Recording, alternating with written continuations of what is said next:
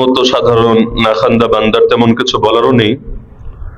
তবে মাদ্রাসায় আসার পর উপস্থিত দু একটা বিষয় যা জেহেনে আসলো, এই গভীর রাতে সামান্য মুজাকারা করে আলোচনার ইতি টানবো ইনশাআল্লাহ।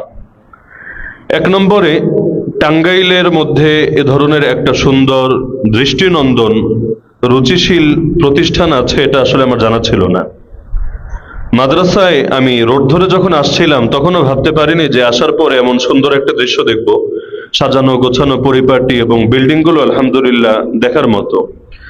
আর এত গভীর রাতেও আপনাদের চোখ আমি আসার পরে খেয়াল করেছি যে সাধারণত এমন হয় রাত অনেক গভীর হলে চোখগুলো লাল লাল হয়ে থাকে, রাগে অগ্নিশর্মা না, তবে ঘুমের কারণে ঘুমের একটা ভাব প্রকাশ পায়। তো চেহারা দেখলেই মায়া আসে যে হায় রে, এত আল্লাহর বান্দারা এমনি ঘুমের কষ্টে আছে, ঘুমকে মিস করছে, আর কতক্ষণ কষ্ট দেওয়া যায়। কিন্তু আসার পর খেয়াল করে দেখলাম কারো চোখে লাল নজরে পড়ে নেই।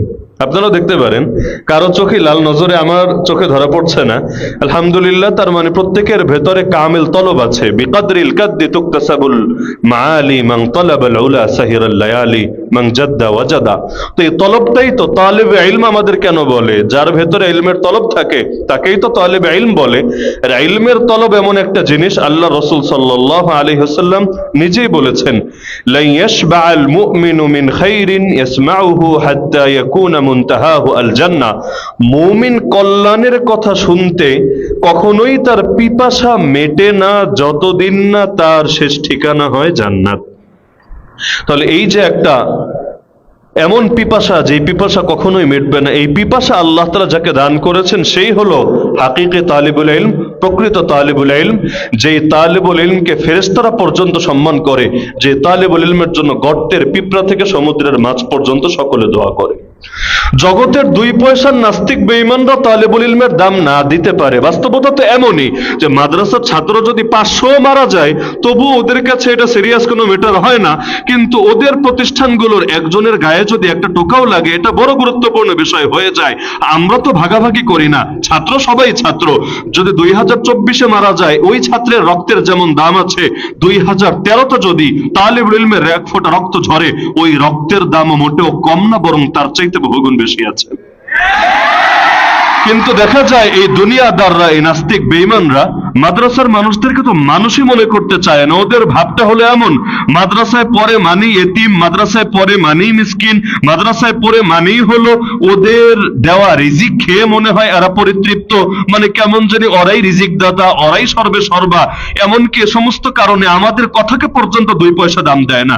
যদি দেখেন একটা মাহফিল হয়েছে 1 লক্ষ লোক, তবুও পত্রিকার কোনায় কানায় রিপোর্ট হবে না।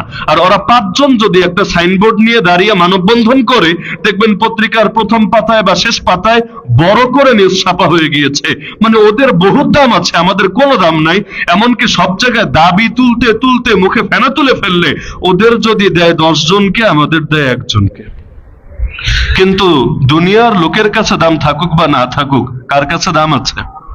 আর আল্লাহ যদি দাম দেন, দুনিয়ার লোক দাম দিলেও কিছু আসে যায় না, দাম না দিলেও কিছু আসে যায় না। কারণ এই মাদ্রাসাগুলোতে যেদিন আমরা পা দিয়েছি ওদিনই দুনিয়াকে 3 তালাক দিয়েই আমরা এখানে ঢুকেছি। মাদ্রাসায় যে আসে প্রথম দিনই অন্তরের মধ্যে এই চেতনাটাই বদ্ধমূল থাকে যে দুনিয়াকে নিজের হাতে জবাই করলাম, এবার আখেরাত পেলেই চলবে। আল্লাহ যদি ভালোবেসে আখেরাতের সঙ্গে দুনিয়া দিয়ে দেন আলহামদুলিল্লাহ, যদি না দেন তাহলে আলহামদুলিল্লাহ আলা কুল্লি হাল, তো যে কোনো মূল্যে আখিরাত লাগবেই লাগবে। ওয়ালাল আখিরাতু খায়রুল লাকা মিনাল উলা ওয়ালা সাওফা ইউতিকা রাব্বুকা ফাতারদা। কারণ আখিরাতে আমাদের রব আমাদেরকে এত দেওয়া দেবেন, এত দেওয়া দেবেন, ফাতারদা, সেদিন আমাদের দিল খুশি হয়ে যাবে ইনশাআল্লাহ। তো আমরা মাদ্রাসায় এসেছি কার সন্তুষ্টির জন্য? আলহামদুলিল্লাহ সুম্মা আলহামদুলিল্লাহ। আপনাদের মাদ্রাসার নামও মনে হয় আল হেরা দিয়ে, তাই না? হেরা। ইসলামের সূচনা, ওহির সূচনা কোথায়? حبب إليه الخلاء فكان يخلو بغار حراء فيتحنث فيه وهو التعبد الليالي ذوات العدد। সেই সহিহ বুখারীর প্রথম পৃষ্ঠার মধ্যেই তো আছে। আল্লাহ রাসূল সাল্লাল্লাহু আলাইহি ওয়াসাল্লামের কাছে নির্জনতা প্রিয় করে তোলা হলো, মানে মানুষের সঙ্গে মিশতে আর ভাল লাগছিল না, একাকিত্বে থাকতে মনে চাচ্ছিল। আল্লাহ রাসূল চলে গেলেন হেরা গুহায়, সেখানে গিয়ে দিনের পর দিন লাগাতার ইবাদত করলেন। তো যেমনি ভাবে হেরা গুহা থেকে ইসলামের বাতি চমকে ইসলামের সূর্য উদিত হয়ে গোটা দুনিয়াকে আলোকিত করেছে, আল্লাহ যদি চান ইনশাআল্লাহ সুম্মা ইনশাআল্লাহ, তাহলে এই জামিয়া হেরা থেকেও ইসলামের দ্বীনের ইলমের সূর্য উদিত হয়ে শুধু টাঙ্গাইলকে না, শুধু বাংলাদেশকে না, গোটা দুনিয়াকে আলোকিত করবে ইনশাআল্লাহ। আল্লাহ চাইলে কোন জায়গার আলো যে কোন জায়গায় ছড়াবে সেটা তিনিই ভালো জানেন। ইলিয়াস রহমতুল্লাহ আলী কোন গ্রামের সন্তান, কিন্তু তার আলো সারা দুনিয়ায় ছড়িয়ে গিয়েছে। মোল্লা ওমর রহমতুল্লাহ আলী কোন গ্রামের সন্তান, তার আলোয় গোটা দুনিয়া আলোকিত হয়ে গিয়েছে। তা আল্লাহ যে কার দ্বারা কোন জায়গাকে চমকিত করবেন সেটা তিনিই ভালো জানেন। তো নামে যেহেতু মিল আছে, আমরা আল্লাহর কাছে তো আশা করতেই পারি নাকি যে জামিয়া হেরা থেকেও ইনশাআল্লাহ হেরার সূর্যের মতো এমন সূর্য উদিত হবে যে সূর্যের আলোয় গোটা দুনিয়া আলোকিত হবে। আর মাদ্রাসায় যারা খেদমত করি আমরা, আমাদের মৌলিক চাহিদা থাকে সেটাই। আপনারা একজনের নাম শোনার কথা, দারুল উলুম দেওবন্দের সদরুল মুদাররিসিন প্লাস শাইখুল হাদিস ছিলেন। হযরত মাদানী রহমতুল্লাহ আলাইহির পর এই দুইটা মর্যাদা একজনই পেয়েছিলেন, তিনি হলেন শেখ সাইদ আহমদ পালনপুরি রহমতুল্লাহ আলাইহি। আর অন্যান্য সময় দেখা যায় শাইখুল হাদিস একজন, সদরুল মুদাররিসিন আর একজন, যেমন এখনো সদরুল মুদাররিসিন একজন, শাইখুল হাদিস আর একজন। কিন্তু মাদানী রহমতুল্লাহ আলাইহিও ছিলেন একই সঙ্গে দুই মর্যাদার অধিকারী, পালনপুরি রহমতুল্লাহ আলাইহিও ছিলেন একই সঙ্গে দুই মর্যাদার অধিকারী। তো একবার তিনি ক্লাসে বলছিলেন ছাত্রদেরকে, তখন দারুল উলুম দেওবন্দের মোট ছাত্র 4000, একজন দুজন না, আপনাদের মনে হয় 1800 নাকি 1600, তো 4000 ইনশাআল্লাহ আপনাদেরও শীঘ্রই হয়ে যাবে আল্লাহ চাইলে ইনশাআল্লাহ। তো 4000 ছাত্র, তো তিনি ক্লাসে বলছিলেন যে এই 4000 ছাত্রই আমাদের মূল টার্গেট না। আমাদের মূল টার্গেট হলো যে এই 4000-এর মধ্যে লুকিয়ে আছে হয়তো কোনো অজানা আশরাফ আলী থানভী, হয়তো লুকিয়ে আছে কোনো অজানা আল্লামা কাশ্মীরি, হয়তো লুকিয়ে আছে কোনো আল্লামা মাদানী। এখন কি যে সেই প্রতিভা হবে সেটা তো আমরা বুঝতে পারবো না, কারণ ছাত্র জামানায় তো সবসময় বুঝে ওঠা যায় না যে আল্লাহ কাকে জামানার বুখারী বানাবেন, জামানার আবু হানিফা বানাবেন, জামানার গাঙ্গুহি বানাবেন, জামানার সুলতান মুহাম্মদ আল ফাতে বানাবেন, বোঝা যায় না। তো তিনি বলেন যেহেতু অস্পষ্ট, এজন্য সবাইকে নিয়ে আমরা মেহনত করছি, কিন্তু আমাদের মূল মাকসাদ হলো তারা। তো আমরাও যারা বছরের পর বছর মাদ্রাসায় খেদমত করি, আমাদেরও কিন্তু দিলে তামান্না থাকে যে এমন 2-4টা হলেও যদি মোমবাতি জ্বলে যেত, যেই মোমবাতি থেকে আলো নিয়ে নিয়ে লক্ষ কোটি মোমবাতি জ্বলতেই থাকতো আর জ্বলতেই থাকতো। তা আপনারা প্রত্যেকে এমনটা হতে চান কি না? একটা জিনিস মাথায় রাখবেন, ময়দানে যুদ্ধের মাঠে সৈনিক বেশি থাকে না সেনাপতি বেশি থাকে? সৈনিক আর সেনাপতি বোঝেন তো? সৈনিক সেনা বেশি থাকে নাকি কমান্ডার সেনাপতি বেশি থাকে? সৈনিক অনেক বেশি, অনেক বেশি। সৈনিকের তুলনায় কমান্ডার বা কমান্ডার ইন চিফ সেনাপতি অনেক কম, অনেক কম, মানে এটা পার্সেন্টেজে ভাগ করলে বহুত কম। কিন্তু আমাকে বলেন, সৈনিকের গুরুত্ব বেশি না সেনাপতির গুরুত্ব বেশি? সৈনিক দিয়ে মাঠ ভরা। যেমন ধরেন পলাশীর আমবাগান, আম্র কানন, সেই 1757 সালের কথা, এখন তো 2024। সৈনিক কিন্তু কম ছিল না। নবাব সিরাজউদ্দৌলার নাম তো শুনেছেন মনে হয়, ইতিহাস বিস্তারিত পড়েন বা না পড়েন। নবাব সিরাজউদ্দৌলার অনেক বিশাল বাহিনী ছিল এবং জনসমর্থনও ছিল। শুধু বাঙালি বাহিনী না, ফরাসি মানে ফ্রান্স যেটা আর কি, ওই ফরাসি যারা, তারাও তাকে সাপোর্ট দিচ্ছিল ব্রিটিশদের বিপক্ষে, কারণ বাংলারে খাওয়ার আগ্রহ সবার ছিল। অনেক সময় হয় না, এক দেশ দুই দলে খেতে চায়, এখন এই দল খেতে চাইলে ওই দল এর বিরুদ্ধে চান্স নেয়, আবার ওই দল খেতে চাইলে এর বিরুদ্ধে চান্স নেয়। যেমন ধরেন বাংলাদেশকে চীনও খেতে চায়, ইন্ডিয়াও খেতে চায়। তো ইন্ডিয়া এগিয়ে আসলে চীন একটু পিছাতে হয়, আবার চীন এগিয়ে আসলে ইন্ডিয়া পিছাতে হয়। তো ফরাসি আর ব্রিটিশ মনে করেন সতীন আর কি, তো এক সতীন সাপোর্ট দিচ্ছে নবাব সিরাজউদ্দৌলাকে, আর বাঙালি বাহিনী তো আছেই। এই পরিমাণ বাহিনী আছে, যদি ওরা প্রত্যেকে ঠিকভাবে কাজ করত তাহলে ব্রিটিশদের অস্তিত্ব খুঁজে পাওয়া যেত না, সংখ্যায় এত কম ছিল। মনে করেন হযরত তো আমাকে স্মরণ করিয়ে দিলেন সেই স্মৃতি, কায়েদে মিল্লাত আল্লামা বাবুনগরী রহমতুল্লাহ আলাইহির কথা। 2013 সালে সেই 5ই মে, সারা রাত যেহেতু সেখানে ছিলাম, দৃশ্যগুলো তো চোখের সামনে। আমরা যেই পরিমাণ মানুষ ছিলাম, সব বাহিনী মিলালেও সংখ্যায় কিন্তু তারা আমাদের তুলনায় কিছুই না। পুলিশ বলেন, র্যাব বলেন, বিজিবি বলেন, আরো যত আছে সংখ্যা, আমি জিনিসপাতি বলি নাই, সংখ্যা যদি বিবেচনা করেন, মাথা গোনেন যে ওরা কয়শো বা কয় হাজার আর আমরা কয় লাখ, যদি সংখ্যা বিবেচনা করেন ওরা আমাদের সামনে কিছুই না, কিছুই না। কিন্তু সংখ্যায় কম হলে কি হবে? ওদের কাছে এমন কিছু আছে যা আমাদের কাছে নাই। এখন আমাদের কাছে যদি ওটা না থাকে, এখন শুধু ভেতরে জজবা দিয়ে তো আর মোকাবেলা করা যাবে না, কাঁটা দিয়ে কাঁটা তুলতে হবে। যদি শক্তি সমান না, অন্তত 10 ভাগের 1 ভাগও থাকতো, তবুও কিছু একটা হতো। কিন্তু খালি হাতে কি বা করা যাবে? তাহলে দেখা যাচ্ছে ব্রিটিশদের হাতে যে সৈনিকগুলো আছে, এর চাইতে বহুত বেশি সৈনিক আছে নবাব সিরাজউদ্দৌলার পাশে। কিন্তু জিতেছিল কি নবাব না ব্রিটিশরা? এমনকি পুরো ভারতবর্ষের স্বাধীনতা সর্বপ্রথম হারিয়েছে এই বাংলা অঞ্চল থেকে। এই বাংলায় ইসলাম ঢুকেছে সবার পরে, ইসলাম ঢুকেছে সবার পরে 1252-তে, আর ইসলাম বের হয়েছে সবার আগে 1757-তে, মানে মাত্র 500 বছরের একটু বেশি সময়, 505 বছর।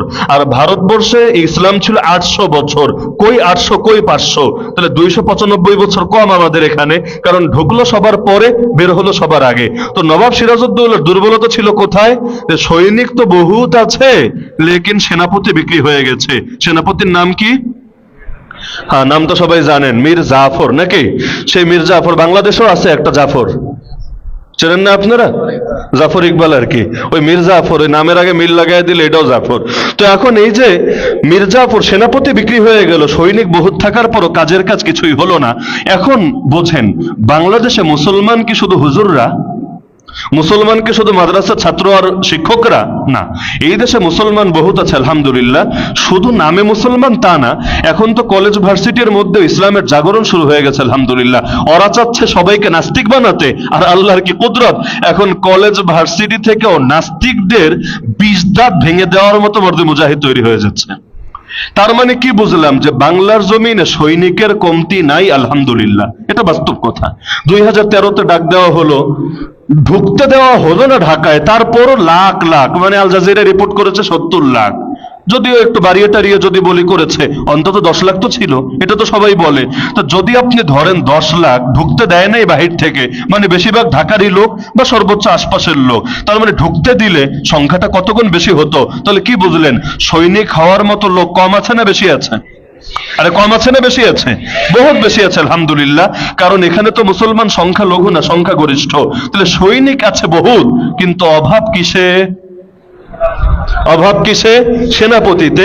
কারণ যদি সৈনিক হিসাব করি ধরেন 5 কোটি, তাহলে 5 কোটিকে যদি আপনি ভাগ করেন যে 1000 মানুষের নেতৃত্ব দিবে একজন, ওই 1000-এর আরেকজন, ওই 1000-এর আরেকজন, কারণ একজন মানুষ ভাই কয়জনের নেতৃত্ব দিতে পারে? কেন্দ্রীয় নেতা না, কেন্দ্রীয় নেতা তো একজন থাকে, কিন্তু এক একটা ভাগে ভাগে আলাদা নেতৃত্ব দিতে হয় না? যেমন ধরেন আপনাদের হেফখানায় ছাত্র যদি থাকে 500, একজন হুজুরকে চাইলেও যত ইচ্ছা থাকুক সবাইকে একা পড়াতে পারবে? তাহলে কারো হকি আদায় করা যাবে না, ভাগ ভাগ ভাগ ভাগ করে নিতে হবে। হ্যাঁ, বড় হুজুর থাকবেন একজন, কিন্তু তার অধীনে আলাদা আলাদা ভাগ করে দিতে হবে, না হলে সব এলোমেলো হবে। তাহলে বাংলাদেশের 5 কোটি মানুষও ধরি সৈনিক হতে রেডি আছে, আছে আলহামদুলিল্লাহ। তাহলে এদেরকে নেতৃত্ব দিতে সেনাপতি লাগবে নাকি লাগবে না? আচ্ছা, সেনাপতি হবে কি মূর্খরা না জ্ঞানীরা? আচ্ছা, জ্ঞানী কাদেরকে বলে? যারা কলেজ ভার্সিটিতে পড়ে। জ্ঞানী কাদেরকে বলে? যারা পিএইচডি করে, মাস্টার্স করে, অনার্স করে, তাদেরকে না। এই জ্ঞান তো হলো ওহীর জ্ঞান, এই জ্ঞান তো হলো কোরআনের জ্ঞান। এই জ্ঞান কি কলেজে পাওয়া যাবে? এই জ্ঞান কি ভার্সিটিতে পাওয়া যাবে? এই জ্ঞান তো আপনাদের আল হেরায় পাওয়া যাবে, আপনাদের এই মাদ্রাসাগুলোতে পাওয়া যাবে। তার মানে মাদ্রাসাগুলো তৈরি করা হয়েছে সেনাপতি বানানোর জন্য, যেটাকে অন্য ভাষা আমরা বলি নায়েবে নবী, নায়েবে রাসূল। আরে রাসূল সৈনিক না, রাসূল সেনাপতি। আর রাসূলের নায়েব যারা হবে তারাও হবে সেনাপতি। তাদের ডাকে জনগণ বেরিয়ে আসবে, তাদের ডাকে মূর্খ সূর্খ অশিক্ষিত মানুষগুলো এগিয়ে আসবে। আর সেনাপতি যখন নেতৃত্ব দিবে, সৈনিক যখন তার নেতৃত্ব মেনে নেবে, পৃথিবীর বুক থেকে তাগুতের বাতিলের কোমর ভেঙে যাবে ইনশাআল্লাহ। তাহলে এখন যদি আপনি চিন্তা করেন না আমিও সৈনিক হব, গর্বের সাথে আমিও সৈনিক হব, পাক্কা সৈনিক, পাক্কা খেলোয়াড় হব, কাজ হবে না। কারণ মাদ্রাসাগুলো সৈনিক বানানোর জন্য গড়া হয় নাই। দারুল উলুম দেওবন্দিতে প্রথম মাদ্রাসা নাকি আমাদের এই ধারার? মানে একেবারে প্রথম বললে তো আসহাবে সুফা, বা আরো আগে বললে আরকাম ইবনে আবিল আরকাম রাদিয়াল্লাহু আনহুর ঘর। কিন্তু এই যে আমাদের দেওবন্দি ধারা বা কওমি ধারা, এর সূচনা কোন মাদ্রাসা থেকে? দারুল উলুম দেওবন্দ প্রতিষ্ঠিত হয়েছিল কেন? কম বেশি তো আপনারা জানেন, শাইখুল হিন্দ রাহমাতুল্লাহ আলাইহি স্পষ্টই বলেছিলেন, যখন ব্যাপকভাবে আলেমদেরকে হত্যা করা হচ্ছিল, একজন দুজন না, হাজার হাজার আলেমকে, এমন এমন রাস্তাও ছিল, একটা গাছও বাকি নাই যেখানে কোনো না কোনো আলেমকে ফাঁসিতে ঝুলিয়ে হত্যা করা হয় নাই। কাউকে কাউকে কামানের সামনে একেবারে সিরিয়াল ধরে কামানের সামনে রেখে গোলা মেরেছে। তো গোলা যেমন উড়ে গিয়েছে, একেবারে শরীরও আর কোনো নাম নিশানাও খুঁজে পাওয়া যায়নি, একেবারে চিরতরে নিশ্চিহ্ন হয়ে গিয়েছে। এভাবে যখন ব্যাপকভাবে আলেমদেরকে হত্যা করা হচ্ছিল, তখন কিছু ব্যক্তি চিন্তা করলেন, কাসেম নানুতুবি রাহমাতুল্লাহ আলাইহি সহ কিছু ব্যক্তি চিন্তা করলেন, এভাবে যদি আলেমদেরকে মারা হয়, আগামী দিনে ময়দানে নেতৃত্ব কে দেবে? কারণ জাহেল নেতৃত্ব দিতে পারে না। জাহেল যদি নেতৃত্ব দিতে আসে, ফাদাল্লু ওয়া আদাল্লু, হাদিসেরই তো কথা, ও নিজেও পথ হারাবে, গোটা জাতিকে বিপদগামী করবে। তো এখন দারুল উলুম দেওবন্দ তৈরি হলো কেন? সেনাপতির শূন্যতা পূরণের জন্য। এখান থেকে আলেম তৈরি হবে, আলেম তৈরি হয়ে তারা গিয়ে ঘাস কাটবে না, বরঞ্চ তারা হাল ধরবে। নবী জিন্দা থাকলে নবী যেই কাজ করতেন, নবী যখন এই দুনিয়ার বুকে নাই, রওজায়ে আতহারে তো জিন্দা আছেন, যখন দুনিয়ার বুকে নাই, নবীর অবর্তমানে সেই কাজটাই তারা আঞ্জাম দেবে। শাইখুল হাদিস আল্লামা আজিজুল হক রাহমাতুল্লাহ আলাইহি বলতেন, আল উলামা ওয়ারাসাতুল আম্বিয়া, আলেমরা নবীদের ওয়ারিস। এটাকে আমরা ফজিলতের হাদিস হিসাবে প্রচার করি, কিন্তু এটা যতটা না ফজিলতের হাদিস, তার চাইতে বেশি দায়িত্বের হাদিস। তার মানে হাদিস শুনলাম মানে নবীর যে কাজ আমারও সেই কাজ। নবী জিহাদ করেছেন নাকি করেন নাই? নবী ইলম শিখিয়েছেন নাকি শেখান নাই? নবী দাওয়াত দিয়েছেন নাকি দেন নাই? নবী সৎ কাজের আদেশ অসৎ কাজের নিষেধ করেছেন নাকি করেন নাই? এভাবে একটা একটা তালিকা করেন। নবী যা যা করেছেন আমাদেরকেও জাতিগতভাবে তা তা করতে হবে। তো এই মাদ্রাসা তৈরি হয়েছে সৈনিক গড়ার জন্য না সেনাপতি গড়ার জন্য? তা আপনারা কি হতে চান? কি হতে চান? সেনাপতি থাকলে কি হয় এটা তো আন্দোলনে আপনারা বুঝলেন। আন্দোলনে বুঝতে পারেন নাই আপনারা? মনে করেন সবাই মাঠে নেমে এসেছে, কিন্তু কেন্দ্র থেকে কোনো কমান্ড আসছে না, এভাবে আন্দোলন চলতো? সম্ভব না। আন্দোলন কিভাবে চললো? সমন্বয়করা নেতৃত্ব দিল, সমন্বয়কদের একসঙ্গে ধরে নিয়ে গেল, ধরে নেওয়ার পর কেমনে চললো? একদলরে নিয়েছে, আর একদল খাড়া হয়ে গেল। পাবলিক বিশ্ববিদ্যালয়ের সমন্বয়কদের ধরে নিয়ে গেল, প্রাইভেট বিশ্ববিদ্যালয়ের ওরা এগিয়ে এসে, আন্দোলন কিন্তু থেমে গিয়েছিল। আমি তো ঢাকায় থাকি, পুরো দৃশ্য চোখের সামনে, মাঝখানে প্রায় থেমে গিয়েছিল। ওই থামা আন্দোলনকে আবার যে গতিশীল করলো, এটা ওরা না, এটা হলো প্রাইভেট ভার্সিটির ছাত্ররা। ওরা করলো এবং শহীদও বেশি হয়েছে ওরা, পাবলিক ভার্সিটির না, শহীদও বেশি হয়েছে ওরা। যদি এখন মূল্যায়ন পাচ্ছে না, বড় উপদেষ্টা হচ্ছে না, আর ওদের মধ্যে সমন্বয়ক পদও নাই, ওরা কেন্দ্রীয় ভাবে ওরা ডিরেকশন দিয়ে দিয়ে কাজটা চালিয়ে নিয়েছে। এরপর এক পর্যায়ে দেখা গেল যে এখন এমন অবস্থা তৈরি হচ্ছে, এলোমেলো হয়ে যাচ্ছে, ওদেরকে নিয়ে একরকম বিবৃতি আর এদিক থেকে আর একরকম বিবৃতি। তখন তিনটা ছেলেকে, নাম বলার দরকার নেই, এগুলো অন্য টপিক আর কি, আমাদের ইসলামের বিষয় না, কিন্তু কথা প্রসঙ্গে আসলে জন্য বললাম। তিনটা ছেলেকে আমেরিকান দূতাবাসে, বরকতময় জায়গা, পৃথিবীর মধ্যে খুব দামি একটা জায়গা, আহাব্বুল বিলাদি ইলাল্লাহি, এরকম দেখি আর কি, স্বার্থ ছাড়া তো কেউ কাজ করে না। তো যাই হোক, আমেরিকান দূতাবাসের মধ্যে নিরাপত্তা দিয়ে তিনটা ছেলেকে রাখা হলো। ওই তিনজন পরে বিবৃতি দিল, অনলাইনে তাদের বিবৃতি আসতে লাগলো, পুরো আন্দোলনের গতিপথ চেঞ্জ হলো। এখন ডিবি হাউন আঙ্কেল গিয়ে বসে বসে একরকম বিবৃতি দেয়, তাও কাজ হয় না, কারণ এরা আবার সেই আমেরিকান দূতাবাস থেকে আরেক রকম দেয়, এদেরকে খুঁজেও পায় না, কারণ খুঁজবে কোথায়? জায়গা মতো আছে, এখান থেকে খুঁজে বের করা সম্ভব না। অবশেষে কি হলো সেটা তো আপনাদের জানা। আর সেখান থেকে ডক্টর ইউনূস সাহেবও প্রধান উপদেষ্টা হলেন। কিভাবে হলেন? সবার জেহেনে তার নামটাই কেমনে আসলো? এগুলোর পেছনে বিশাল শানে নজুল আছে, ওগুলোর দিকে আপাতত যাওয়ার দরকার নেই, কোনোদিন যাওয়া লাগলে যেতে হবে আর কি। যাই হোক, এই হালতগুলো হচ্ছে। ইতিমধ্যে শয়তানি শুরু হয়ে গেছে। এক নম্বর শয়তানি হয়েছিল কাদিয়ানীদের পক্ষে কথা বলে, ওইটা অনেকে সিরিয়াস নেয় নাই, যে আবেগে হয়তো বলে ফেলেছে, বিবেক ঠিক মতো কাজ করে নাই। কিন্তু এখন দেখা যাচ্ছে সমকামীদের অধিকার নিয়ে কথা বলা হচ্ছে। ঢাকা বিশ্ববিদ্যালয় 13 দফা দাবি দিয়েছে, এর মধ্যে সমকামীদের অধিকারের কথা আছে। শুধু সমকামী না, নারী পুরুষের সমানাধিকার, বেড়াওজা বেডিওতা, এবং এই কথা তো আছেই। সব জায়গায়, মজার বিষয় এটা, সব জায়গায় নারীদেরকে 33% জায়গা দিতে হবে, কোটা। কোটা বিরুদ্ধে আন্দোলন হলো না, আর এক কোটা, মুক্তিযুদ্ধ কোটা দূর করে এখন 33% নারীদেরকে কোটা দিতে হবে। আমি এটা পড়ার পর হাসতে হাসতে বাঁচি না। 33% কোটা মানে বুঝলেন যে এখন আমরা যারা মাহফিলে বয়ান করি না, এর মধ্যে 33% মহিলা বক্তা আনতে হবে, মাদ্রাসাগুলোতে 33% মহিলা মুহতামিম আনতে হবে, মসজিদের মধ্যে 33% মানে 100 জনের 33 জন মহিলা ইমাম, মহিলা মুয়াজ্জিন, মহিলা খতিব, মহিলা খাদেম আনতে হবে। না হলে সব জায়গায় কেমনে হক আদায় হবে? সব জায়গার মধ্যে তো এগুলো আছে। তো এটা তো বলবে না, কিন্তু কথার মধ্যে তো এগুলো থাকে। তো শয়তানি শুরু হয়েছে। তো যে প্রসঙ্গে বলছিলাম যে সেনাপতির গুরুত্ব থাকবে যতদিন না দাজ্জাল ধ্বংস হবে, ততদিন পর্যন্তই নেতৃত্ব জাতিকে দিয়ে যেতে হবেই হবে। কিয়ামত যত ঘনিয়ে আসবে, নেতৃত্বের তত শূন্যতা দেখা দেবে। আগের চাইতে বড় আলেম এখন বেশি না কম? কম না? আরে কি এর বেশি? কি এর বেশি? আমাদের এলেম তো হলো ফটোকপি এলেম, বাস্তবতা এটাই। লাইসাল ইলমু বিকাসরাতিল কিলি ওয়াল কাল। শুধু অমুক কি বলেছে, তমুক কি বলেছে, এটার নাম এলেম না। এগুলো আপনাদেরকে আমি এখন বোঝাতে পারবো না। যদি উপরের জামাতের ক্লাস হতো আমি আলাদা করে বোঝাতাম আসলে যে এলেম আসলে বলে কাকে, আর আমাদের এলেমের ফুডানি কিসের ভিত্তিতে। তাহলে গুগল মামার বরকত তো আমাদের এলেমে শেষ নাই। এখন নাহমির পরে হেদায়েতুন নহু পরে এরকম ছেলেরাও ফতোয়া দেয়। কেন? কারণ ইনবক্সে এসে একজন জিজ্ঞাসা করেছে, বড় ভাই মাসালাটা কি, অথবা শায়েক মাসালাটা কি। কারণ আইডি যে চালায়, ছবি না দিলে তো আর কে আড়ালে আছে মানুষ বোঝে না। মাসালা জিজ্ঞেস করে মাসালা কি, গুগলে সার্চ করে, ইউটিউবে সার্চ করে মাসালা বেরিয়ে আসে, ফতোয়া দেয়। বলে মাশাআল্লাহ মাশাআল্লাহ, কত বড় মুফতি সাহেব, কত বড় মুফতি আজম। আসলে বড় মুফতি সাহেব না, বড় ফটোকপি সাহেব। তা আমাদের এলেম তো এখন ওই গুগলের বরকতে, সামেলার বরকতে সহজ, সব হাতের নাগালে। মনে হবে আরে সব তো আমরা উল্টে ফেলেছি। নবীর সাহাবীরা কয়টা হাদিস জানতো, আমরা কয়টা হাদিস জানি। আরে তাদের সবাইকে হাফেজ ছিল, আমাদের মধ্যে কি পরিমাণ হাফেজ আছে। আমাদের এক উস্তাদ বলতেন যে শোনো, আড়তদার বুঝেন? আড়তদারের গুদামে মাল বেশি থাকে না কৃষকের কাছে মাল বেশি থাকে? এক একজন কৃষকের কাছে মাল বেশি থাকে না এক একজন মজুদদার বা আড়তদারের কাছে মাল বেশি থাকে? আড়তদারের কাছে বেশি থাকে। একজন কৃষকের কাছে আসে তার নিজের মাল, মনে করেন 1 মন, 2 মন, 10 মন, 20 মন। আর আড়তদারের কাছে আছে 100 কৃষকের, 1000 কৃষকের মাল। তাহলে বেশি থাকবে কার কাছে? আড়তদারের কাছে। কিন্তু গুরুত্ব বেশি কি আড়তদারের না কৃষকের? কৃষক না থাকলে আড়তদার বসে বসে ললিপপ খাওয়া ছাড়া কোনো উপায় থাকবে না। বসে বসে মাছি মারবে আর ললিপপ খাবে, আর কোনো কাজ খুঁজে পাবে না। আমরা হলাম আড়তদার।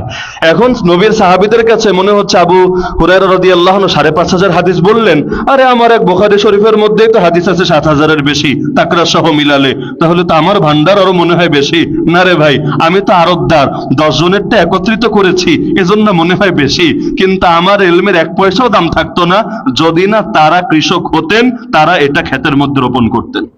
তাহলে বড় আলেম কমছে। একজন আবু হানিফা দেখান এই যুগে, একজন বুখারী দেখান এই যুগে, একজন কাশ্মীরি। আরে আগের যুগ রাখেন, বলবেন আগেরটা বাগে খেয়েছে, ওল্ড ইজ গোল্ড। তাহলে একজন কাশ্মীরি দেখান, কাশ্মীরি বেশি দিন আগের না। আরে কাশ্মীরি বাদ দেন, একজন তকি ওসমানী দেখান এই দেশে। কি যে শূন্যতা তৈরি হচ্ছে, জেলার পর জেলা, বিভাগের পর বিভাগ, দেশের পর দেশ শূন্যতা তৈরি হচ্ছে। দারুল দেওবন্দ গেলাম না কয়দিন আগে, এই গত মাসের শেষেই তো। ওইখানে কারগুজারে শুনে আসলাম, দারুল দেওবন্দের এক উস্তাদ বললেন যে আমরা তো এখন ক্লাসেও বলি যে ভাই এলেম তো এখন বাংলাদেশমুখী হয়ে গেছে। কেন? কারণ ওরা বিভিন্ন চাপের কারণে, বিভিন্ন জুলুমের কারণে, কম বেশি হয়তো জানেন, বিভিন্ন জুলুমের কারণে স্বাধীনভাবে কথাও বলতে পারে না। এই যে হাদিসের কিতাবে কিতাবুল জিহাদ পড়াবে, কথা বলার সুযোগ নাই, কান্না করে ফেলে। এক পালনপুরি রহমতুল্লাহ জবরদস্ত কথা বলতেন, এর জন্য যে কত যুদ্ধ করা লাগতো বা প্রতিষ্ঠানের উপরও কত চাপ আসতো। এখন কান্না করে ফেলেন যে কিতাবে লেখা আছে, তো মুখ দিয়ে বলা যাচ্ছে না, কারণ সব কিছু মনিটরিং হচ্ছে, সব নজরদারি হচ্ছে। গিয়ে দেখলাম দেওবন্দের পাশে নতুন পুলিশ ফাঁড়ি করেছে। ওই পুলিশ ফাঁড়ির কোনো কাম নাই, একটাই কাম, এই ছাত্রদেরকে নিয়মিত নজরদারির মধ্যে রাখবে। তো আফসোস করে বলতেন, এলেম তো এখন তোমাদের বাংলাদেশে বড় বড় আলেম তৈরি হচ্ছে। দেখলাম আব্দুল মালিক সাহেব হুজুরকে সবাই চেনেন, সবাই দিল দিয়ে মহব্বত করেন, গর্বের সাথে নাম বলেন।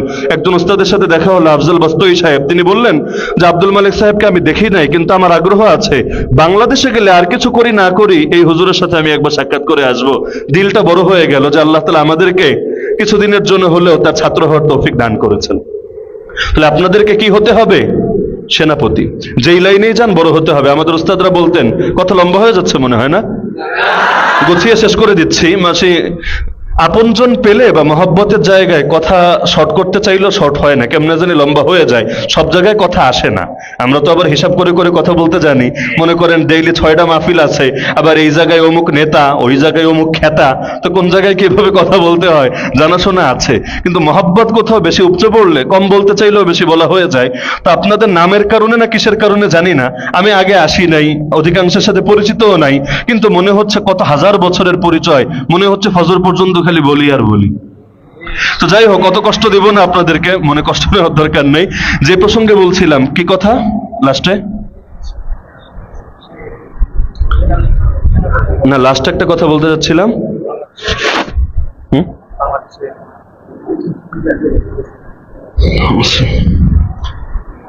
কথার মধ্যে ভূমিকা দিতে গিয়ে কথা হারিয়ে গেল। লাস্ট একটা পয়েন্ট আনছিলাম।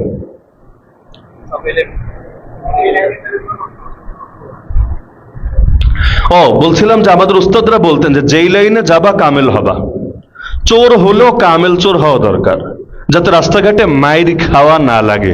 গণধোলাই খাওয়ার যে কি মজা, এটা যে খায় নাই সে কোনোদিন বুঝবে না।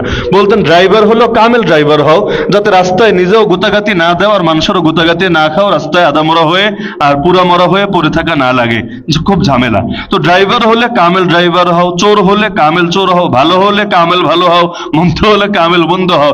না হলে এমন হয় যে না ঘাড়কা না ঘাটকা, না এই কুল হলো না ওই কুল হলো। তা আমাদের অনেকের ক্ষেত্রে এই ঝামেলাটা আমাদের হয়ে যায় যে আমরা ভাবছি কোন রকম একটা ধাপ পাড়ি দিলেই তো হলো, দাওরে হাতে শেষ করলাম মানে মাওলানা, ইফতা কোর্স শেষ করলাম মানে আমি মুফতি, বেশ ডিগ্রি তো হয়ে গেল, আর কি লাগে। একটা জিনিস মাথায় রাখবেন, আমরাও একসময় আপনাদের এই অবস্থানেই ছিলাম। আপনারা এখন ছাত্র, আমরাও ছাত্র ছিলাম। আপনাদের অনেকের বয়স একেবারেই কম। আমি নিজে যখন হিফজ শেষ করে আমি কিতাবখানায় ভর্তি হই, আমার বয়স মাত্র 11.5। হিফজ শেষ করে, শুনানি শেষ করে, তাকমিল শেষ করে যখন কিতাবখানায় ভর্তি হই, আমার বয়স মাত্র 11.5। বুঝতে পারছেন তো, মানে এর চাইতে আপনাদের অনেকের বয়স হেফজখানারও বেশি আছে। তো দেখা যেত ওই জামানাটা যেহেতু পাড়ি দিয়ে এসেছি, ওই সময় কিসের নিয়ত, কিসের ইখলাস, কিসের খুশু খুজু, এগুলো বোঝার মতো বয়সই আসলে হয় নাই। হুজুররা বলতেন জীবনের লক্ষ্য ঠিক করা দরকার, মাকসাদ ঠিক করা দরকার, কিন্তু লক্ষ্যই কিয়া চিজ হয় আর উপলক্ষ্য কিয়া চিজ হয়, এগুলো বোঝার মতো আসলে ওই হালতটা তো ওই সময় হয় না। পড়ার কাজ পড়ছিলাম, একটা আরবি মাকুলা আছে যে এলেম শিখলাম গায়রুল্লাহর জন্য, ফাআবাল ইলমু আইয়াকুনা ইল্লা লিল্লাহ। এলেম নিজেই অস্বীকার করলো যে সে আল্লাহ ছাড়া আর কারোর জন্য হবে না। মানে শুরুটা করেছিলাম আল্লাহর জন্য না, কিন্তু শেষটা অটোমেটিক আল্লাহর জন্য হয়েছিল। আপনারা যারা মাদ্রাসায় আছেন অনেকে ইচ্ছা ছাড়াই এসেছেন, বাবা মা দিয়েছে তাই এসেছেন। এখন উস্তাদরা বলে ভাই সময় কাজে লাগাও, গুরুত্ব বুঝে আসে না। উস্তাদরা বলে প্রতিটা মুহূর্তকে গনিমত মনে করো, উস্তাদদের খেদমত করো, নেক দোয়া হাসিল করো, গুরুত্ব বুঝে আসে না। লেকিন এমন একটা সময়ে গিয়ে গুরুত্ব বুঝে আসে যখন আসলে করার কিছু থাকে না। অধিকাংশ মানুষের জীবনে আফসোস, অধিকাংশ। আপনারা আপনাদের বাবা দাদা চাচা এলাকার বয়স্ক মানুষের সাথে কথা বলেন, দুনিয়ার লাইনের হোক দিনের লাইন হোক, দেখবেন আফসোস করে। দুনিয়াদাররা আফসোস করে আরেকটু ভালো করে পড়তাম, আজকে আরেকটু বড় চাকরি করতাম, আমি স্যার স্যার বলে ফেনা তোলা লাগতো না, আমারে স্যার স্যার বলে ফেনা তুলতো। দিনের লাইনে লোকের আফসোস করে হায় আরেকটু ভালো করে পড়ালেখা করতাম, আজকে আমি 10 জনের মধ্যে ইলমের খেদমত করছি, দিনের খেদমত করছি, আমি আর 1000 জনের মধ্যে দিনের খেদমত করতাম। এরকম একটা আফসোস দেখবেন প্রায় সবার মধ্যে থাকে। জান্নাতে গেলেও অন্য কোনো চিন্তা মানুষের ভেতরে আসবে না, কিন্তু একটা জিনিস নিয়ে চিন্তা ঠিকই আসবে যে সময় যদি আরেকটু কাজে লাগাতাম, অন্তত সুবহানাল্লাহ যদি আরেকবার বেশি বলতাম, আমার জান্নাত আরো বড় হতো। আল্লাহ আরো এমন একটা গাছ দান করতেন, 500 বছর চলেও যে গাছে ছায়া অতিক্রম করা সম্ভব না। ওয়াল আসর, সময়ের কসম, ওয়াল ফাজর, সময়ের কসম, অদ্দুহা, সময়ের কসম, ওয়াশ শামস, এটাও ঘুরে ফিরে সেই সময়েরই কসম। এই যে সময়ের এত গুরুত্ব, আল্লাহ কসম খাচ্ছেন, বুঝেন? আল্লাহ যে জিনিসের কসম খান ওই জিনিসের কত গুরুত্ব। না হলে আমরা কসম খাই আল্লাহর নামে, আল্লাহ ছাড়া কারো নামে কসম খাওয়া হারাম, জায়েজই নাই। আর আল্লাহ কসম খাচ্ছেন এই জিনিসগুলোর, তাহলে কত গুরুত্বপূর্ণ।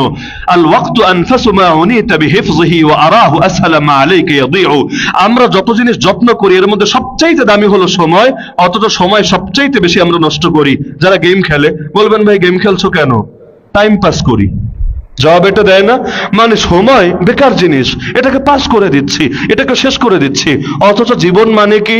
জীবন মানে সময়। এক একটা সময় গেল মানে মোমবাতি যেমনে গলে গলে যায়, এক একটা টাইম চলে গেল। আপনাদের যাদের বয়স মনে করেন 24, উদাহরণ দিচ্ছি, বয়স 24, দাওরায়ে হাদিস পড়ছেন, এমন ছেলেও আছে, একজন দুজন না, বহুত আছে, এসে কান্না করে, হুজুর আমার তো ইচ্ছে ছিল আমি মুফতি হব, ভালো মুফতি হব, 1 বছর না 2-3 বছর আমি সময় দেব ইফতায়, কিন্তু ফ্যামিলি তো আর মানছে না। আর ফ্যামিলির জরুরতও আছে, আমি বড় ছেলে, হাল ধরতে হবে, আব্বু অসুস্থ, এখন বহু জরুরতে পড়ে গিয়েছি। এখন তার দিলটা মানছে না, তার আরো পড়তে মন চাচ্ছে, তো সময় কুলাচ্ছে না। কিন্তু খোঁজ নিলে দেখা যাবে অতীতে সময় নষ্ট করেছে। হিফ শেষ করতে পারতো 3 বছরে, 6 বছর লাগিয়েছে, অথবা পড়তে পারতো 2 বছরে, 4 বছর ব্যয় করেছে। তাহলে শুরুর দিকে আমাদের সময় নষ্ট হয় নাকি হয় না? আল্লাহর ওয়াস্তে, আল্লাহর ওয়াস্তে, আল্লাহর ওয়াস্তে যে কথাগুলো বললাম সবাই হয়তো সমানভাবে বোঝেন নাই, বোঝার কথাও না, লেকিন এতটুকু কথা সবাই দিল দিয়ে ধারণ করেন, আজকে আপনি ছোট, চিরদিন ছোট থাকবেন না। আমরাও একদিন ছোট ছিলাম, আজকে ইচ্ছায় হোক অনিচ্ছায় বড় হচ্ছি, হতে হতে বুড়ো হয়ে যাব এক সময়। কিন্তু আমরা বুঝি বা না বুঝি, সময় কাজে লাগাই বা না লাগাই, অটোমেটিক আমরা বড় হব, মানুষ আমাদেরকে সামনে এগিয়ে দেবে। এখন যদি নেতা হওয়ার যোগ্যতা হাসিল না করেন, পদে পদে আপনাকে লাঞ্ছিত হতে হবে। আপনি বলবেন আমি বড় বক্তা হব না, আমার এত এলেম কালামের দরকার নাই। ভাই বক্তা না, এলাকায় যাবেন, বলবে আজকে ইমাম সাহেব নাই, হুজুর আপনি একটু বয়ান করেন, আপনি একটু নামাজটা পড়ান, হয় নাকি হয় না? আরে আপনি গিয়ে তখন কথাই বলতে পারছেন না, নিজে তো লজ্জিত হবেনই হবেনই, বাবা মাকেও লজ্জিত করবেন, পুরো জাতি না পুরো মাদ্রাসা সবকিছুরে আপনি বরবাদ করে ছাড়বেন। আপনাকে এটা মাথায় রাখতে হবে, আপনি নেতা হবেনই, ইচ্ছায় বা অনিচ্ছায়। আলেম মানে নেতা, নায়েব রাসূল মানে নেতা। এখন যোগ্য হলে জাতিকে নেতৃত্ব দিয়ে সফলতায় পৌঁছাতে পারবেন, অযোগ্য হলে সব বরবাদ করে ছাড়বেন। এক বাবুনগরে চলে গিয়েছে, আর বাবুনগরে তৈরি হয়েছে। এক মুফতি আমিনে চলে গিয়েছে, সেই মুফতি আমিনের শূন্যতা কারো দ্বারা পূরণ হচ্ছে। এক হাফেজ যে হুজুর চলে গিয়েছে, এক ফরিদপুরে চলে গিয়েছে। আরে আমার মতো হাজার মানুষরা জমা করলে এক হাফেজ যে এক ফরিদপুরের পায়ের ধুলার সমান হবে? তাহলে কি পরিমাণ শূন্যতা তৈরি হচ্ছে চিন্তা করেন। আপনারা যদি হাল না ধরেন, কে হাল ধরবে? আগামী দিনের নেতৃত্বই আপনাদের হাতে আসছে। সুতরাং আল্লাহর ওয়াস্তে হেফজখানায় পড়েন, কিতাবখানায় পড়েন, বড় হওয়ার চেষ্টা করেন। করবেন তো ইনশাআল্লাহ? করবেন তো ইনশাআল্লাহ? নবী হতে পারবেন না, সাহাবী হতে পারবেন না, বাকি সব পারবেন, সব দরজা খোলা। জামানার আবু হানিফা হওয়া সম্ভব না, জামানার বুখারী হওয়া সম্ভব না, জামানার মোহাম্মদ আল ফাতে, তারেক বিন জিয়াদ, সালাহুদ্দিন আইয়ুবী হওয়া সম্ভব না, জামানার ইলিয়াস রহমতুল্লাহ আলাইহি, জামানার মোল্লা ওমর হওয়া সম্ভব না, সব সম্ভব। আল হিম্মাতু হিয়াল ইসমুল আযম, হিম্মত করেন, হিম্মত ইসমে আযম। আপনি হিম্মত করবেন, আল্লাহ কবুল করবেন। শেষ করছি একটা দোয়ার কথা বলে। আমি আমার জিন্দেগিতে ছাত্র জামানায় যতবার দোয়া চাইতাম বড়দের কাছে, আমার এখনো মনে পড়ে, যতবার দোয়া চেয়েছি বোঝার পর থেকে বড়দের কাছে, ওই ছোটবেলায় শুনেছিলাম, আমি এই দোয়াটা চাইতাম এভাবে যে হুজুর দোয়া করবেন আল্লাহ যাতে আমাকে কাবিলিয়ত দান করেন, কবুলিয়ত দান করেন। মানে যেই সময় অত কিছু বুঝি না, মাত্র কিতাবখানা শুরু করেছি, তখনও ধরেন আব্দুল মালিক সাহেব হুজুরের সাথে সাক্ষাৎ হলো, এই দোয়া চাইলাম। আবু তাহের মিজবা সাহেব হুজুরের সাথে সাক্ষাৎ হলো, এই দোয়া চাইলাম। বাবুনগরী সাহেবের সাথে প্রথম মুলাকাতে এই দোয়া চাইলাম। মানে আমার মনে পড়ে ছাত্র জামানে এটা আমার অভ্যাস ছিল, এই দোয়াটা বলতাম যে দোয়া করবেন আল্লাহ যাতে 2টা জিনিস দান করেন। একটা হলো কাবিলিয়াত, মানে যোগ্যতা। কাবিলিয়াত মানে কি? যোগ্যতা। আর আরেকটা কবুলিয়াত, মানে হলো আল্লাহ কবুল করা, দান করা। যোগ্যতার কোনো দাম নাই আল্লাহ কবুল না করলে, আর অযোগ্যরে আল্লাহ কবুল সাধারণত করে না। তো দুটোই যাতে আল্লাহ দান করে, আল্লাহ যোগ্যতাও দেয়, আল্লাহ কবুলও করে। আর আল্লাহ কবুল করলে আল্লাহ যোগ্যতা নিজেই ঢেলে দিয়ে দেয়, কবুল না করলে যোগ্যতা থাকলেও কাজ আসে না, বিক্রি হয়ে যায়। তো আমি আপনাদের জন্য এই দোয়া করি এবং আমি কামনাও করি আপনারা প্রত্যেকে এটার জন্য কাজ করবেন। আল্লাহ যাতে কাবিলিয়াত, যোগ্যতাও দান করেন, আল্লাহ যে মেধা দিয়েছেন কাজে লাগাতে পারেন, আল্লাহ যতটুকু বুঝশক্তি দিয়েছেন কাজে লাগাতে পারেন, আল্লাহ তাআলা যে প্রতিভা দিয়েছেন সেটাকে মূল্যায়ন করে কাজে লাগাতে পারেন। আর আল্লাহ যাতে কবুলও করেন, গুনাহ থেকে আপনাকে হেফাজত করেন, পাপের পথ থেকে হেফাজত করেন। যেই যেই কারণে এলেম থেকে মাহরুম হয়, বেয়াদবি বলেন, বদদোয়া বলেন, এগুলো থেকে আল্লাহ হেফাজত করেন। এই দোয়া আমি আপনাদের জন্য করি এবং আমার জন্য এই দোয়া চাই, আল্লাহ মৃত্যু পর্যন্ত যাতে এই নেয়ামতের উপর বহাল রাখেন। করবেন তো ইনশাআল্লাহ? তো গভীর রাতে আপনাদেরকে কষ্ট দিয়ে যে কথাগুলো বললাম, আশা করি উপকার না হলেও ক্ষতি হবে না, নাকি ক্ষতির কিছু বললাম? আর যদি একজন দুজনের উপকার হয়, আমি মনে করি আমার কথা বলাও কামিয়াব, যারা আয়োজন করেছেন আয়োজন করাটাও কামিয়াব, আপনার রাত্রি জাগরণ করেছেন এই জাগ্রত থাকাটাও কামিয়াব। তাদারুসুল ইলমি সাআতাম মিনাল লাইলি খায়রুম মিন ইহইয়াইহা। নবীজি বলেন রাতের কিছু সময়, সামান্য সময় এলেম শেখা আর শেখানো সারা রাত জেগে জেগে ইবাদত করার চাইতে বেশি উত্তম। তো আল্লাহ তাআলাকে রাজি এবং খুশি করার জন্য আমরা যে কথাগুলো বললাম এবং শুনলাম, আল্লাহ তাআলা এগুলো কবুল করে নিন, এগুলোকে আমলে পরিণত করার তৌফিক দান করুন। সবাই দুরূদ শরীফ পাঠ করি। المرسلين وعلى آله وأصحابه أجمعين. اللهم إنا نسألك علما نافعا وعملا صالحا ورزقا واسعا وحياة طيبة يا أرحم الراحمين. اللهم حبب إلينا الإيمان وزينه في قلوبنا وكره إلينا الكفر والفسوق والعصيان واجعلنا من الراشدين. اللهم باعد بيننا وبين معاصينا. اللهم آت أنفسنا تقواها وزكها أنت خير من زكاها أنت وليها ومولاها يا رب العالمين يا أرحم الراحمين يا أحكم الحاكمين يا الله. হায় আল্লাহ, এই তালিবুল ইলম রাত্রি জাগরণ করে একমাত্র আপনার সন্তুষ্টির জন্য গভীর রাত পর্যন্ত এখানে পড়ে আছে। আল্লাহ, এখানে উপস্থিত প্রতিটা তালিবুল ইলম ভাইকে আপনি কবুল করে নেন। আয় আল্লাহ, প্রত্যেকের জেহেন যাকাতে আপনি বরকত দান করেন। আয় আল্লাহ, প্রত্যেককে শরহে সদর দান করেন। আয় আল্লাহ, প্রত্যেককে আপনার ইলমের জন্য কবুল করে নেন। আয় আল্লাহ, জামের আল হেরার প্রতিটা তালিবুল ইলমকে জামানা শ্রেষ্ঠ হাক্কানি রব্বানি হাফেজ আলেম মুবাল্লিগ মুজাহিদ দায় হিসাবে কবুল করে নেন। আয় আল্লাহ, এই মাদ্রাসাকে আপনি কিয়ামত পর্যন্ত কায়েম এবং দায়েম রাখেন। আয় আল্লাহ, এই মাদ্রাসার যাবতীয় প্রয়োজন গায়বী খাজানা থেকে পূরণ করেন। আয় আল্লাহ, যারা এখানে খেদমতে আছেন, আয় আল্লাহ, মৃত্যু পর্যন্ত ইখলাসের সাথে খেদমতে লেগে থাকার তৌফিক দান করেন। আয় আল্লাহ, এ পর্যন্ত যত খেদমত করেছেন, আয় আল্লাহ, এই সমস্ত খেদমতগুলোকে কবুল করে এগুলোকে আখিরাতের নাজাতের জরিয়া হিসেবে কবুল করেন। আয় আল্লাহ, মৃত্যু পর্যন্ত আপনার দ্বীনের খাদেম হিসেবে বাঁচার, দ্বীনের খেদমত করতে করতে মরার তৌফিক দান করেন। আয় আল্লাহ, নেতৃত্বের শূন্যতা এবং সংকট তৈরি হচ্ছে। আয় আল্লাহ, কিয়ামত যত ঘনিয়ে আসবে নেতৃত্বের সংকট তত বাড়বে। অবশ্যই সেই সংকট পূরণের জন্যই খলিফা মাহদী জমিনে আসবে। আয় আল্লাহ, আমরা যাতে প্রকৃত নায়েবে নবী নায়েবে রাসূল হয়ে আমরা যাতে জামানায় ফিতনার মোকাবেলা করতে পারি, জাতির হাল ধরতে পারি, সেই তৌফিক আমাদের সবাইকে দান করেন। আয় আল্লাহ, প্রতিটা তালিবুল ইলম ভাইকে আপনি কবুল করেন। আয় আল্লাহ, পুরো জাতির উপর আপনি রহম এবং করম এবং বরকত আতা করেন। আয় আল্লাহ, সমস্ত ফিতনা ফাসাদ থেকে এই বাংলার জমিনকে আপনি হেফাজত করেন। আয় আল্লাহ, এখন হসপিটালের বেডে অনেক ভাই বোন আহত হয়ে কাতরাচ্ছে, তাদেরকে শেফায়ে কামিলা আজল নসিব করেন। আয় আল্লাহ, ভারতের ছেড়ে দেওয়া বন্যার পানিতে আমাদের অনেক এলাকা প্লাবিত হয়ে আছে। আয় আল্লাহ, আপনার মুসলমান বান্দারা অনেক কষ্ট করছে। আয় আল্লাহ, সমস্ত মুসলমানদেরকে আপনি হেফাজত করেন। আয় আল্লাহ, অতি দ্রুত তাদেরকে হেফাজত করেন। আয় আল্লাহ, এই ভারতের সমস্ত চক্রান্ত এবং ষড়যন্ত্রকে নস্যাৎ করার তৌফিক দান করেন। আয় আল্লাহ, ইলমের পথে যত বাধা আছে সেই বাধাগুলো থেকে আমাদেরকে হেফাজত করেন। আয় আল্লাহ, আমাদের যাতে গুনাহ না হয়ে যায়, পাপ না হয়ে যায়, সেই তৌফিক দান করেন। আয় আল্লাহ, নফস তো সর্বদা পাপের উস্কানি দেয়, আপনি হেফাজত না করলে হেফাজতে থাকার শক্তি কারো নাই। লা হাওলা ওয়ালা কুওয়াতা ইল্লা বিল্লাহ, লা মালজা ওয়ালা মানজা মিনাল্লাহি ইল্লা ইলাইহি। আয় আল্লাহ, আপনি আমাদেরকে পাপ থেকে বাঁচার তৌফিক দান করেন। আয় আল্লাহ, উস্তাদদের নেক দোয়া যাতে পাই, বদদোয়া না পাই, সেই তৌফিক দান করেন। আয় আল্লাহ, ইলমের পথে যত বাধা আছে সকল বাধা থেকে আমাদেরকে বিরত থাকার তৌফিক দান করেন। আয় আল্লাহ, আমাদের একজনকেও মাহরুম করবেন না। আয় আল্লাহ, আমাদের একজনকেও মাহরুম করবেন না। আয় আল্লাহ, যাদের জেহেনে দুর্বলতা আছে দুর্বলতাকে আপনি দূর করে দেন।